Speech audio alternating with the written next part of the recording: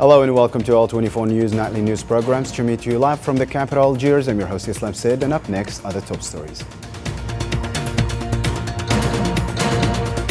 Several killed and injured in occupation airstrikes on various areas in the Gaza Strip on the 294th day of the ongoing Zionist genocide.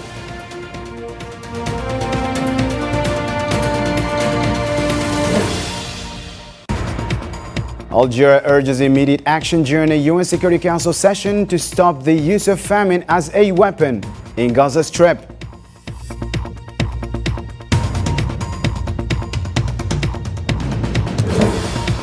Also coming up, amid disruptions in Paris transport network after major attack on railway lines. Olympic Games kick off in Paris with over 10,000 athletes.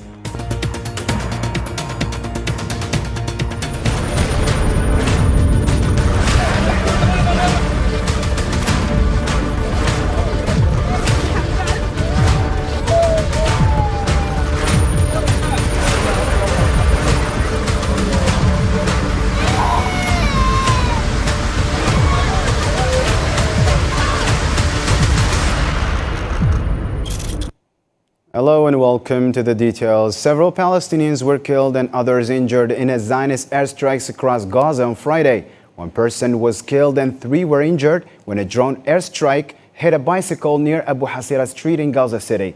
Airstrikes on Wadi Sabr and East Khan Yunis resulted in more casualties. According to the Palestinian news agency, the occupation forces demolished a residential area in Sheikh Nasser and bombed areas east of a Burij camp, including a house in Block 12.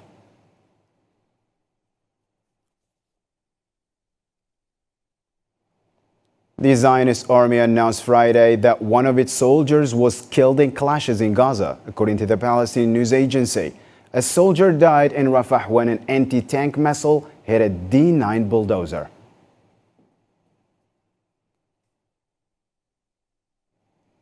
A UN Secretary General Antonio Guterres called the situation in Gaza a full-blown catastrophe, saying it's the worst he's seen since taking office.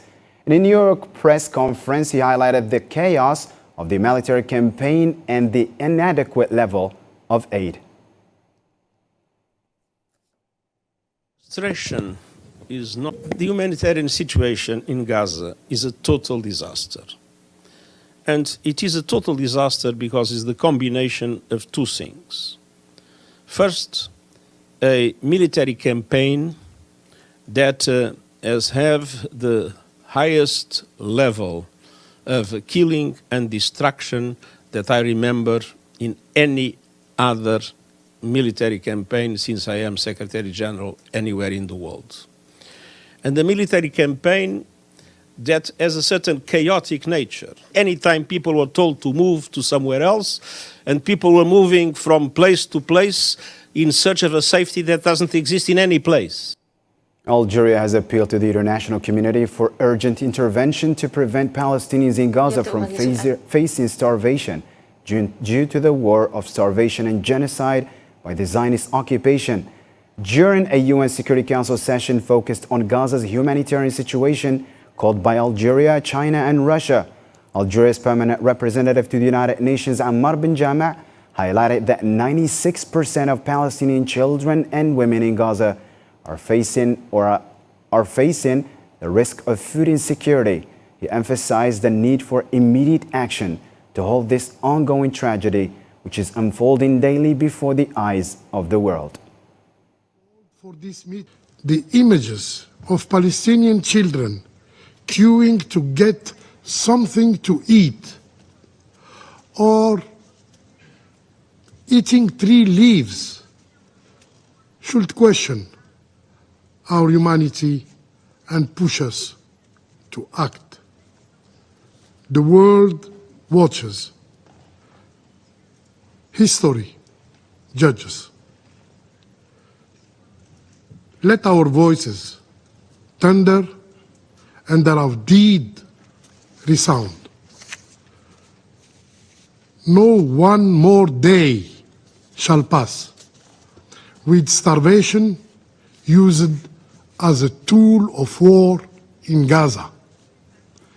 No one more day And meanwhile, our Council is still discussing the number of trucks entering in Gaza, debating the obstacle deliberately put by the occupying power. Benjamin called for holding the occupation authorities fully responsible for the humanitarian disaster in Gaza caused by targeting UNRWA and hindering its operations. Let's take a listen. Let us be clear. We refute any attempt to absolve the occupying power or shift the responsibility for this disaster to the UN or to the humanitarian actors. The responsibility should be shouldered by the occupying power, which now targets blue helmets, which now target UNRWA. Yes, targeting and handcuffing UNRWA, the only humanitarian agency to capably distribute aid, is also another part of Israeli policy. Ammar Benjamin called for the opening of all crossings in Gaza, an immediate ceasefire, an urgent vaccination campaign by the World Health Organization to protect Gaza's children from the spread of polio. Let's take a listen again. To address the dire humanitarian situation, Algeria calls for the following action to be taken. Opening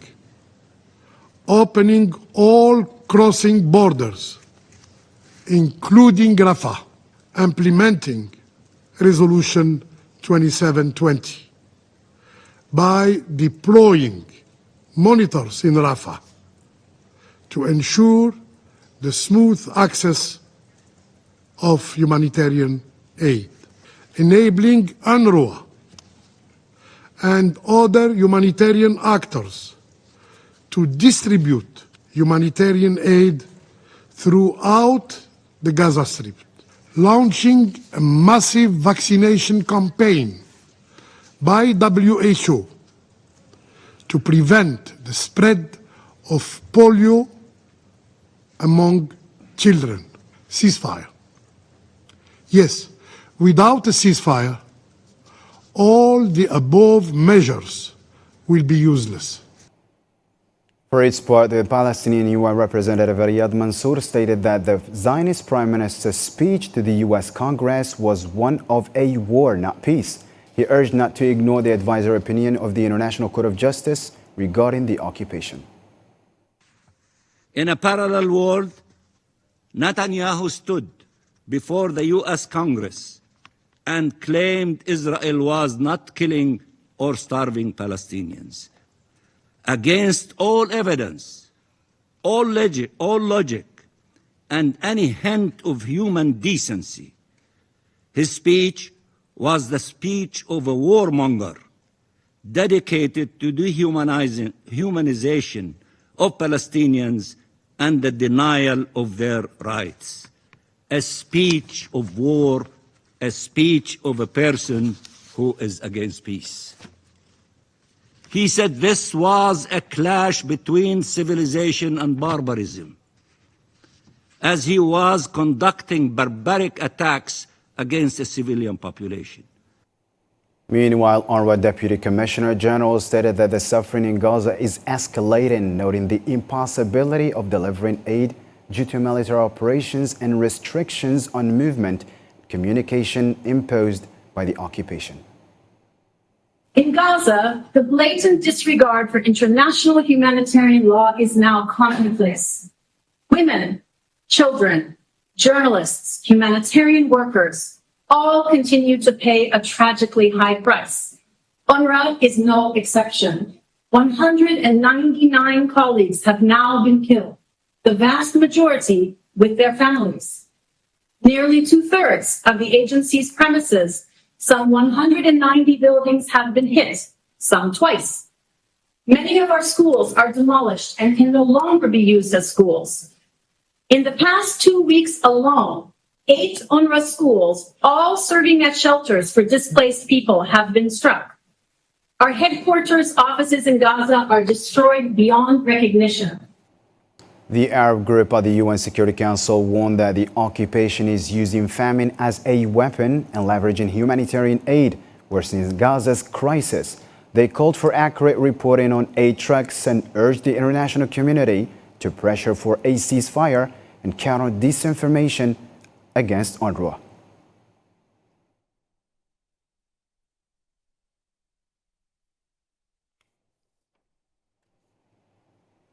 Algeria has emphasized that establishing a ceasefire in Gaza and ending to the genocidal actions by Zionist occupation are essential for achieving stability in the Middle East.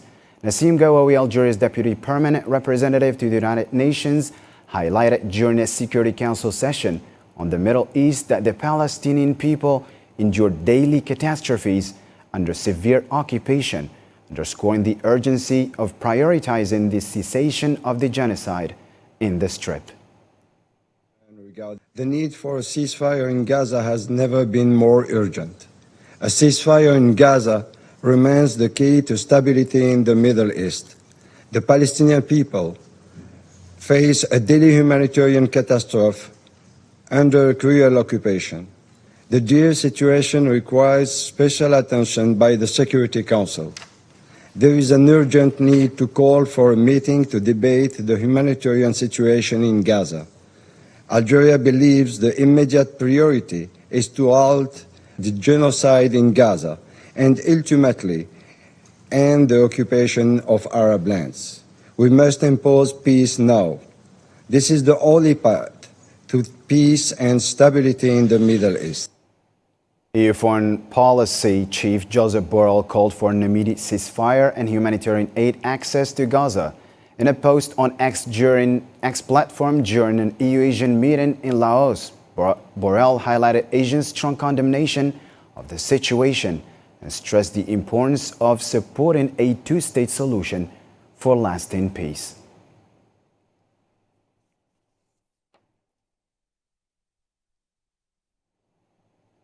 Australia, New Zealand, and Canada called on Friday for an immediate ceasefire in Gaza, denouncing the humanitarian crisis. The three countries supported President Biden's ceasefire proposal, which was endorsed by the UN Security Council, and urged occupying Israel to heed the International Court of Justice's advisory opinion and pursue a two-state solution. The theme of the resolution reads as follows.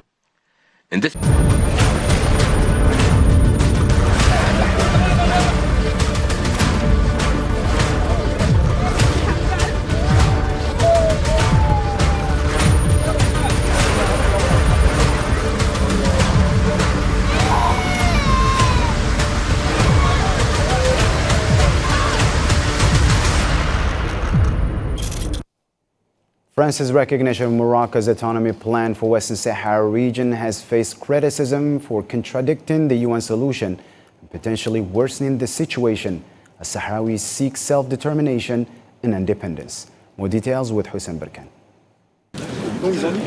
In a move reminiscent of its colonial past, France has deviated from international norms by endorsing Morocco's position on Western Sahara. This decision, driven by dubious political calculations, contradicts the UN's plan for a self-determination referendum, which the international community supports as a decolonization issue. There are now political and geopolitical calculations for the French, but unfortunately it seems that the current political elites in France are making decisions that contradict international consensus. Paris, a permanent member of the UN Security Council, is endorsing a stance that defies established UN resolutions, which do not recognize Moroccan sovereignty over Western Sahara. This position does not negate the inalienable right of the Sahrawi people to self-determination, as upheld by the United Nations. France's bias towards Morocco's plan contradicts international law and previous French policies. France's current internal political and economic struggles seem to have influenced its support for Morocco. despite the occupation's long-standing attempts to impose its will on the Sahrawis. The French support for Morocco's colonial ambitions in Western Sahara is dangerous for the region. It will not contribute to stability and will exacerbate exciting tensions. France appears not to have learned from its colonial history, as it aligns with a policy that has repeatedly failed. The Sahrawi people remain steadfast in their struggle for land and rights, and deterred by colonial-era tactics.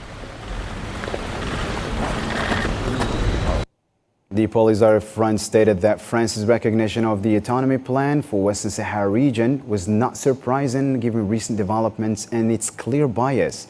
Polisario representative Abu Bushra al-Bashir noted that France's decision not only shirks its responsibility at the UN Security Council, but also risks exacerbating regional tensions and instability. بلد من حجم فرنسا A country the size of France, with its significant responsibilities within both the European and international judiciary systems, cannot easily lose its decency by abandoning its responsibilities. France is becoming a direct party in escalating tensions, disrupting the balance that has maintained some stability, and essentially adding fuel to the ongoing conflict in Western Sahara. Algeria warned that the escalation of polarization in the Ukrainian war will lead to more tension and prolong the crisis. Member of the Algeria's permanent mission to the United Nations, Mohamed Saghir Latrous, said in a Security Council session devoted to discussing the situation in Ukraine that the flow of weapons into the region will inevitably lead to more losses of life and prolong the suffering of civilians, calling on all parties to prevent escalation and prioritize the protection of civilians and vital infrastructure. إن الانتشار المتزايد للأسلحة في مناطق النزاع لا يزال يشكل مصدر قلق بالغ. The increasing proliferation of weapons in conflict zone continues to be a source of grave concern. The flow of such weapons will inevitably lead to more loss of life, prolonging the suffering of civilian populations and placing further obstacles in the way of finding diplomatic solutions to the conflict. My country calls on all parties to de-escalate, reject the logic of confrontation, and create favorable conditions for comprehensive and constructive dialogue and negotiations, in accordance with the principle of peaceful conflict resolution. وفقا لمبدأ التسوية السلمية للنزاعات. To the U.S. presidential elections now, Donald Trump, the Republican candidate, refused to set any timetable for the debate with his possible Democratic rival Kamala Harris, as long as she has not yet officially obtained Democratic Party nomination, according to what his election campaign announced Thursday. A statement by the Trump campaign spokesperson said the general election debate cannot be finalized until the Democrats officially decide on their nominee.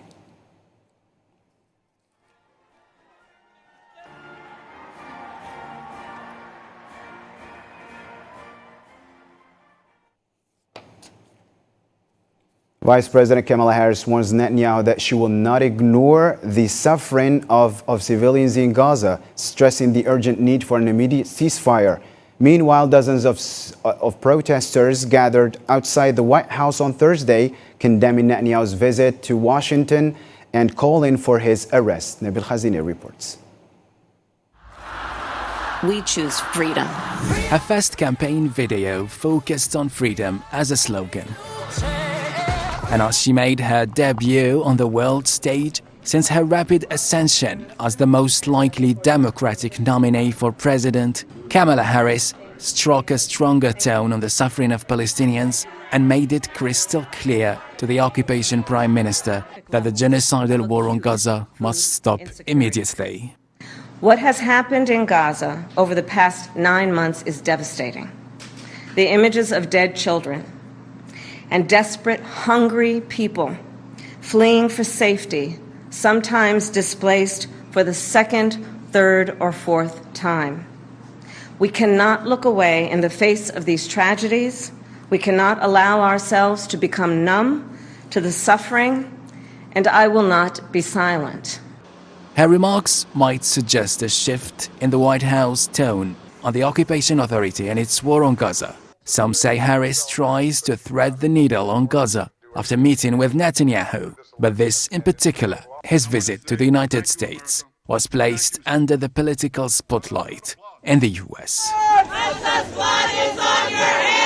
Outside the Capitol Hill in Washington, D.C., US citizens were marching to voice loud their opposition to this visit. Inside the heart of the American democracy, it wasn't any different. Frankly, this invitation to Netanyahu is a disgrace and something that we will look back on with regret. With this invitation, it will be impossible, with a straight face, for the United States to lecture any country on earth about human rights and human dignity. Observers warn that rhetorical differences between Harris and Biden don't necessarily mean major policy deviations. They say Harris, like Biden, has repeatedly pledged support for the occupation authority. The 2024 Paris Olympic Games kicked off on Friday with a spectacular opening air ceremony. A large-scale attack hit the French railway company on Friday, paralyzing train traffic just hours before the Paris Olympic Games opening ceremony. The attack caused major disruptions for passengers, leading to operator to divert some trains and cancel many others. Marwa Bilaywa reports. France's high-speed train lines were targeted by multiple malicious acts, including arson, according to the National Company of the French Railways, in what has been described by France as coordinated sabotage to disrupt travel ahead of the opening ceremony of the Paris Olympics. The places were specially chosen to have the most serious impact since each fire cut off two lines. On the customers, we estimate that around 800,000 customers will be affected, so it's big, so of course, a very significant customer impact. The state-owned railway operator indicated that arsonists had targeted installations along the lines connecting the capital Paris with the country's west, north and east. Trains to neighboring Belgium and to London under the English Channel were also affected. Today, all the evidence we have clearly shows that it was deliberate. The timing of the fire, everything happened at the same time. Vans found with people who fled, particularly in the southeastern part. Arsonists found on site. An investigation is underway. Commuters and holidaymakers trying to reach Paris from other European countries were caught up in the delays after their rail services were also hit by cancellations or delays. So I got already a text message saying that my original train was cancelled because of the vandalism. We tried to rebook, but now it's delayed for 1 hour and 20 minutes. The scale and timing of this incident occurred against a backdrop of global tensions and heightened security measures as France prepared for the Olympic Games. The country has been among many European countries impacted by a wave of attacks that have included arson and acts of sabotage against infrastructure. The Africa station at the Olympic Games in the capital Paris was marked by the celebration of Algeria Day, coinciding with the official kickoff of the Games. The event witnessed the participation of the Algerian Minister of Youth and Sports, Abdelrahman Hamad, and the Algerian Ambassador to France, Saïd Moussi, in addition to the Palestinian Ambassador to Paris, Hala Bouhassira, as well as several members of the Algerian community living in France.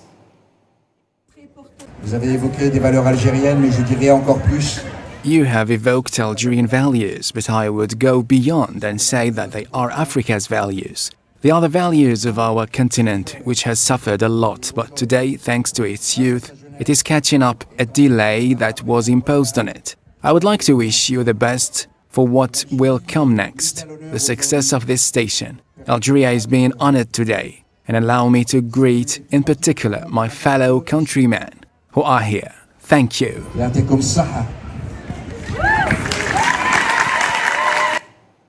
That's the end of our news program for tonight. For more updates, check our social media platforms, YouTube, X, Facebook, and Instagram. Thank you for tuning in, and bye for now.